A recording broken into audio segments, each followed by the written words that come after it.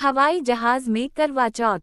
शफक अपनी सीट पर बैठी हुई थी, खिड़की से नीचे बादलों का समंदर देख रही थी। दिल में एक अजब सी कैफियत थी, खुशी भी, दिख भी। आज करवा चौथ था और वो पहली बार अपने शौहर अर्जुन से दूर थी। अर्जुन बिजनेस मीटिंग के लिए लंदन गया हुआ था और शफक को अपनी मां के साथ दिल्ली से मुंबई जाना था। मगर इसकी सास कमला देवी जिद करके साथ आ गई थीं। कहने लगे, बेटा, करवा चौथ का दिन है, मैं अकेली कैसे रहूं? हम दोनों एक साथ व्रत रखेंगे, भले हवाई जहाज में ही क्यों ना हो। शफक को कुछ अजीब सा लगा, मगर कुछ बोली नहीं। कमला देवी की अपनी रिवायात थी, उनके लिए करवा चौथ कोई आम दिन नहीं था। उनके मुताबिक ये दिन शौहर की लंबी उम्र के लिए खुदा से दुआ मांगने का दिन था, और चाहे कुछ भी हो जाए, इस दिन व्रत टूटना नहीं चाहिए। जहाज आसमान में बुलंद हो चुका था। एयर होस्टेस ने खाने के ट्रे बांटना शुरू कर दिया था, मगर शफक और कमला देवी ने हाथ के इशारे से मना कर दिया। उनके चेहरों पर भूख की हल्की सी थकन दिखाई दे रही थी, मगर ईमान और रस्म की ताकत ने उनके होंठों पर सब्र की लकीर खींच दी थी। शफक की मां ने आहिस्ता से कहा, बेटा, हवाई जहाज में चांद कहाँ से देखोगी? यहाँ तो सब बंद है, ना आसमान नजर आता है, ना जमीन। शफक ने मुस्कुराते हुए कहा, अम्मी, बस अर्जुन की कॉल आ जाए, उनकी आवाज सुन लूंगी, वही मेरा चांद है आज के दिन का। कमला देवी ने नाक सकुड़ी, नहीं बहू, रस्म तो रस्म है। जब तक चांद ना देखो, पानी नहीं पीना। हम कोई नई जमाने की औरतें नहीं जो आसानी ढूंढ लें। खुदा के आगे नियत पूरी होनी चाहिए। शफक खामोश हो गई। इसे एहसास था कि सास के लिए ये दिन कितना मुकद्दस है। इसने अपनी सास की आंखों में देखा, जहां दुआओं की चमक और जिंदगी के तजर्बों का रंग मिला हुआ था। जहाज के अंदर मुसाफिरों की चहल पहल कम हो चुकी थी। रात का वक्त था, ज्यादातर लोग सो रहे थे, मगर शफक और कमला देवी जाग रही थीं। उनके हाथों में छोटी सी पूजा की थाली थी, जो इन्होंने खास उसी मौका के लिए हैंड बैग में रखी थी। थाली में छोटा सा दिया जलाने की कोशिश की, मगर हुआ कि झौनके से बार बार बुझ जाता। देखा माँ जी, हवाई जहाज में दिए भी नहीं जलते। शफक ने हल्की सी मुस्कुराहट के साथ कहा। कमला देवी ने गहरा सांस लिया, बेटा, रस्म का मतलब सिर्फ दिया जलाना नहीं होता। असल दिया तो दिल में जलता है।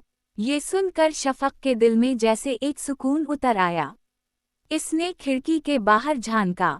बादलों के दरमियान कहीं दूर चांद की हल्की सी झलक दिखाई दी।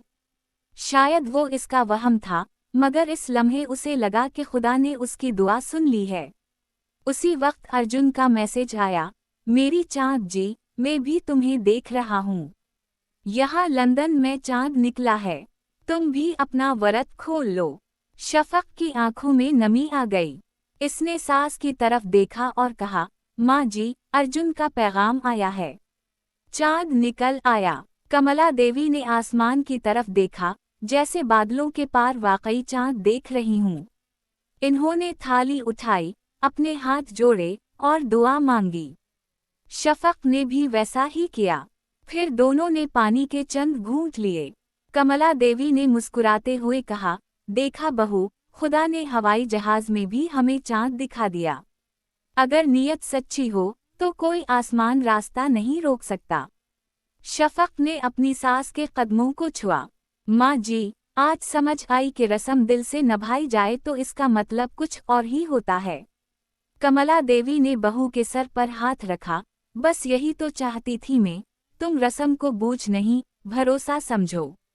जहाज के अंदर खामोशी छा गई, मगर उनके दिलों में अकीदत की रोशनी जल रही थी। बादलों के पार कहीं चांद भी मुस्कुरा रहा था, जैसे कह रहा हो, मोहब्बत का चांद जमीन पर भी चमकता है, अगर दिल साफ हो तो। जहाज आहिस्ता आहिस्ता मुंबई के एयरपोर्ट के करीब पहुंच रहा था। रात के 11 बज चुके थे, मगर शफक और कमला देवी की आंखों में नींद नहीं थी। उनके चेहरों पर एक अजीब सा सुकून छाया हुआ था, जैसे वो कोई बड़ी आजमाइश जीत कर आ रही हूँ। जब जहाज लैंड हुआ और सब लोग उतरने लगे, तो कमला देवी ने शफक का हाथ थामा। बेटा, आज तुमने दिल जीत लिया। तुमने ना सिर्फ अपनी सास की इज्जत रखी, बल्कि रस्म का मान भी रखा। शफक मुस्कुरा दी, माँ जी, अगर आप ना होती तो मैं शायद ये दिन सिर्फ दिख समझती। मगर आपने सिखा दिया कि इबादत सिर्फ जमीन पर नहीं, आसमान में भी की जा सकती है। एयरपोर्ट के बाहर टैक्सी में बैठते वक्त हवा में हल्की सी खिनकी थी। कमला देवी ने शाल अपने गर्द लपेटी और खिड़की से बाहर देखा। बेटा, जमाना बदल गया है, मगर रस्मों की रूह को कभी नहीं बदलना चाहिए। रस्म अगर मोहब्बत से की जाए, तो वो बोझ नहीं रहती। शफक ने आहिस्ता से कहा, माँ जी, आज पहली बार लगा कि करवा चौथ सिर्फ शौहर की लंबी उम्र के लिए नहीं, बल्कि रिश्तों की मजबूती के लिए भी होती है। जब हम एक दूसरे के लिए भूखे रहते हैं, तो समझ आता है कि प्यार का मतलब सिर्फ लेना नहीं, देना भी है। कमला देवी की आंखों में नमी आ गई। हाँ बहू, यही तो असल इबादत है। जब नीयत साफ हो, तो खुदा खुद रास्ता दिखा देता है। जैसे आज उसने बादलों के बीच चांद दिखा दिया। शफक ने माँजी के हाथों को अपने हाथों में लिया। आपने हमेशा सिखाया कि ईमान दिल में होता है। आज मैंने वो सच्चाई महसूस की। टैक्सी घर के करीब पहुंची। दरवाज़ा खिला तो अर्जुन वीडियो कॉल पर मौजूद था। जैसे ही शफक ने फ़ोन सामने किया, अर्जुन मुस्कुरा उठा, मेरी बहादुर बीवी। सुना है तुमने हवाई जहाज़ में भी वरत खोला। शफक हंसते हुए बोली, हाँ, और माँ जी के साथ। चाँद हम दोनों के दिलों में निकला था।